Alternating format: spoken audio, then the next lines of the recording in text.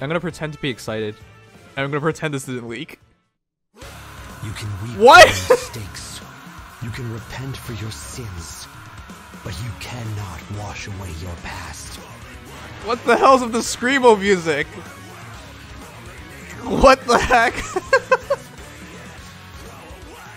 Oh wait, they updated him. He has Open the Future now. I must be ruthless.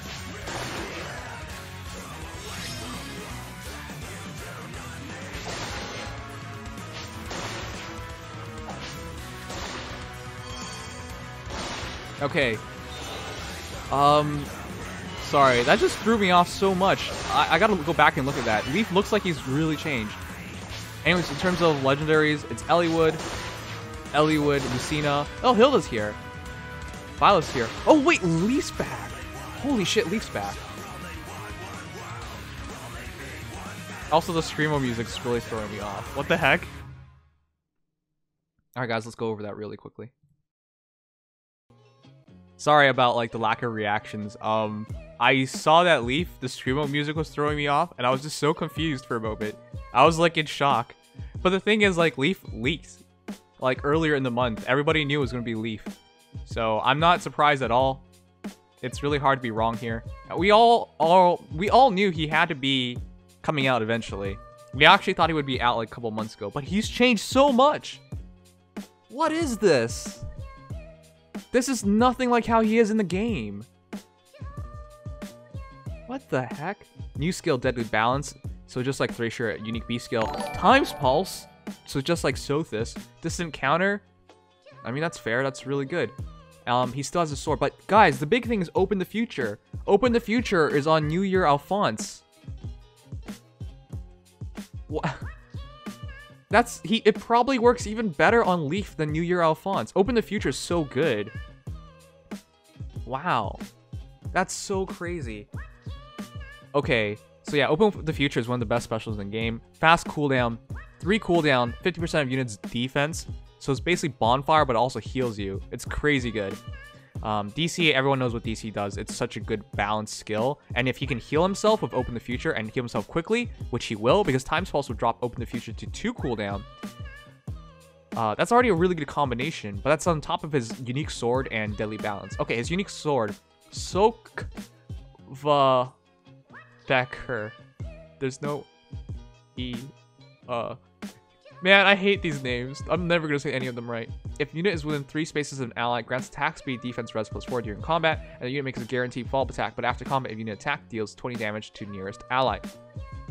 So, a lot of people are gonna look at that instantly and be like, oh, that's kind of a demerit, because you're gonna hurt your nearby ally. But I would argue it's not.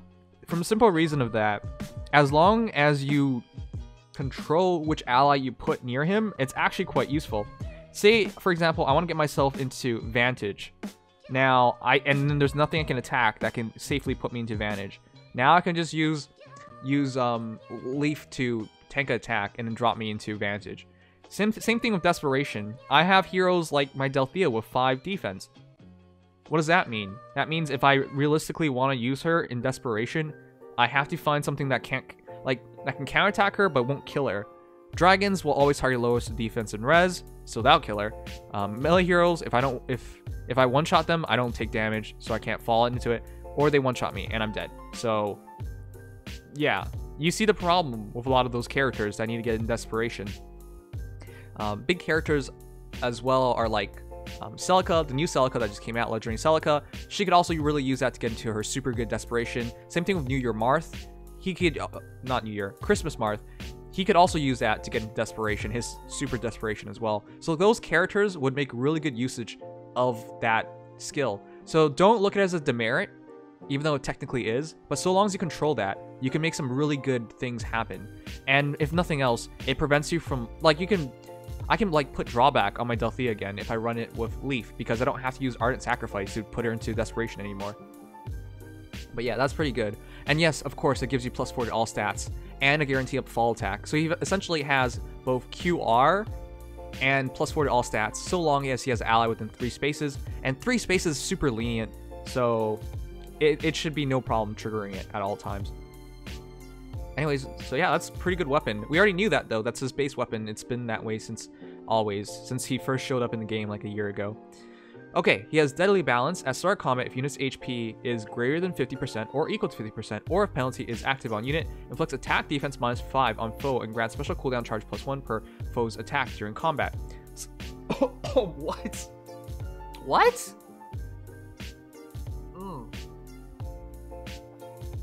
That's like this defensive part of Special Fighter then. The defensive faster cooldown part. There's no guard effect, and he's not charging faster based on his attack. But basically all this is saying is if you're over 50%, he will times pulse his Open the Future to 2 cooldown, and as soon as he gets hit, Deadly Balance will cause it to be a -2 on cooldown, and then he attacks you back with an instant Open the Future, which means he can heal back up instantly. Oh my god. That's fucked up. That's so good. Because that means he instantly heals as well, unless you can prevent him from getting his special. But additionally, there's attack defense -5 on the foe as well, so they hit less hard, and he hits harder. And this also works if he has a penalty on him. So if you accidentally chill him,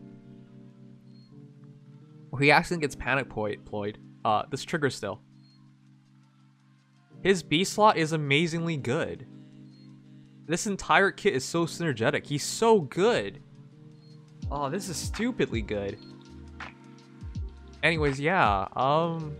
Lif is probably the best defensive sword hero in the game then. We already know his stats. So yeah, I mean, well, we have an idea of his stats. It should be like 3 less than his stats in like story mode, but that's it. Like it's gonna be pretty good. He's gonna have low speed. He's gonna be pretty min-maxed. Gonna have really good attack, really good defense. So he's gonna be pretty damn good. Yeah, I don't really have anything to say. This entire kit works so well together. Oh my, did they change his guys? Did they change his animation? Or did I just never see him attack because he dies so easily in the story? But yeah, 44 times 2, 0 times 2. Yeah, that's to be expected. 42 HP, fair amount of HP. But yeah, he hits really, really hard, and he has to hit back twice. And by giving him Open the Future, it's going to be really hard to kill him, because it's hard to kill him in one shot. So yeah. Lif is actually amazingly good. Sorry, I'm going to double check something. He is... Oh! Isn't that cute, guys? You can run him with Thracier. They're both the same element. I guess with Duma as well. But, wow. That's nice. They kept those two together, at least. They did change the animation. Okay. By the way, that looks kind of silly. He's like... He twirls his sword a shit ton of times. I don't know. Looks kind of dumb, actually. Like, I know you're trying to be different and make it look cool, but that looks ridiculous. Alright, yeah, you should support them together. Okay, so as for the heroes, I'm just gonna be frank. Hector, probably not very useful anymore. He's really, I like him. Legendary Hector's pretty good. Legendary Ephraim's pretty good as well. But neither character I would really suggest in this current meta anymore. Legendary Lucina, I still think is really, really good. The fact that she has future vision and then she can just like move, but she's a blue archer, but she's still really good. I think for like defensive battles and arena assault and whatever, she's really, really good. But we've talked about her a lot of times because she's been back a lot of times. Loki has colorless dual infantry, and she's a pretty fine hero. She's probably known for her ability to prevent you from moving extra. Basically, if she has more HP than you and it's in a line, she can make it so that you can only move one space. So that's pretty useful. Yoon, I think Yoon you guys know enough about as well. Not really fodder, but to use defensively. Kanigas is actually pretty good. Kanigas, we actually saw a crazy good Kanigas last week on Nimdom Top 10. But yeah, he has Vengeful Fighter and he has distant defense 4, so he's really good for fodder if nothing else. Lucas, he's kind of underrated, but I wouldn't really suggest him. I think he's pretty good defensively, but there's like better defensive heroes nowadays, especially in blue with Forsyth. I'm going really quickly here because a lot of these heroes we've seen before, and I don't want to keep repeating myself. Eliwood's really good. Legendary Eliwood. He has bonus doubler as his automatic effect. He has Death Blow 4. Yeah. Also, it was cute that they had him paired with Legendary Roy. Bylif, man. You know, guys, you know how pissed off people would have been if Bylif won on the female side of CYL. If Bylif got into Smash and was stupidly good, and then if Bylif showed up on this banner, like it could have been the month of Bylif. It would have pissed people off. I think we have enough Bylif IS. Anyways, the best thing about her is that she has Fury 4 and Ruptured Sky. Ideally, you take Fury 4 and Ruptured Sky off of her. So that's basically it. She's also really good, and she can do interesting combinations like Wind Sweep with her Creator Sword, in which case she can attack twice without being counterattacked so long as she outspeeds her opponent. She's really good. Yeah. Hilda's okay. I think she's pretty interesting. Guys, did you think Hilda would be 10th place on mid results of CYL? Because when I said I didn't like Hilda for my playthrough thus far of 3 houses, people gave me so much shit. But then when it came to the voting, she's like 10th place on the female side. So why is everyone telling me like I was so wrong to like not be a fan of her? I mean, 10th place is pretty good, but there's like 3 other female 3 houses students ahead of her. 4? I don't remember anymore. But yeah, quite a few. Probably the best hero here is Lif. Well, outside of... Oh my god. The best heroes are Lif. Both Lif are amazing. This is officially the Lif Banner. I just realized that's so stupid. Why would you put Lif with Lif? Okay. I think Ice is trying to be funny. That's not funny. By the way, Keaton's still not back, so I'm pissed off. Anyways, as for the banner, I really think colorless and red are your best choices. Obviously, Lif is really good, and obviously, Lif is really good. That wasn't by accident. Kanigas is a really good beast hero still, really good defensive hero. He has distant counter as long as he can transform, distant defense 4, vengeful fighter. He's really, really good.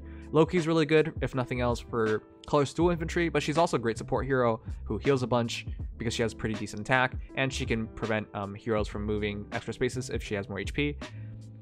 So by dropping into one space, it can really mess things up. Great utility hero for ether raids. Lif, of course, as everyone knows, he has a true brave hero. He can quad. He's if you use him by yourself, they can't even double him, even though he has like among the lowest speed in the game.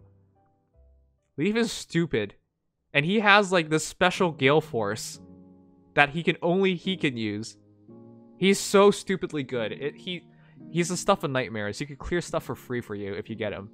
I have Lif among the top archers in the game. I have Lif and Legendary Alm as 1A, 1B in terms of best archers. And by the way, number 3, I think it's Eleonora. Eleonora's unique fire sweep bow is super good. But obviously, Christmas Marth is really good as well, and you know, there's tons of good archers nowadays in the game. But yeah, Lif is among the best, like the very, very best. He's a general sweeper. He's just not good against armor, but he will kill everything else.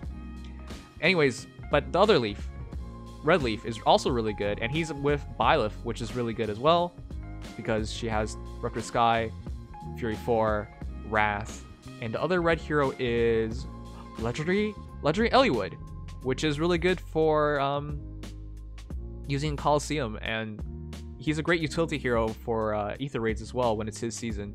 So yeah, that's actually really good picks. To be fair, blue's also pretty decent, and green is okay as well. Anyways, yeah, overall pretty good banner. I would just say go for red and colorless though, because coming into almost anniversary, there's going to be even better banners available. So that's what I would suggest. Anyways, this is from 30th of January to 6th of February. All right, good luck, guys. Pretty decent banner. Lif is surprisingly good.